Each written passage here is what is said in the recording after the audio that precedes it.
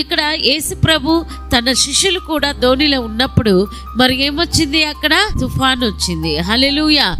కొన్నిసార్లు మన జీవితంలో యేసు ప్రభు ఉన్నప్పుడు కూడా తుఫాన్ అనేది వస్తుంది. మన జీవితంలో ప్రభు ఉన్నప్పుడు కూడా కొన్ని కష్టాలు వస్తాయి, కొన్ని బాధలు వస్తాయి, కొన్ని ఇరుకులు వస్తాయి. కానీ ఆ శ్రమలు, ఆ కష్టాలు మనల్ని నశింప చేయవు, లేకపోతే మనల్ని నాశనము చేయవు.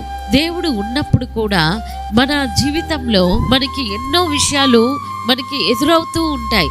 అట్లా అని దేవుడు మనల్ని ఆ సమస్యలో ఉంచాలని కాదు, కానీ ఆ సమస్యని ఎలా జయించాలో దేవుడు మనకి నేర్పిస్తూ ఉంటాడు. దేవుడు ఆ యొక్క పరిస్థితుల్లో మనకి విశ్వాసాన్ని నేర్పిస్తాడు, దేవుని మీద ఆధారపడ్డాన్ని నేర్పిస్తాడు, దేవుని యొక్క శక్తితో ఆ సమస్యని జయించడాన్ని మనకి నేర్పిస్తాడు.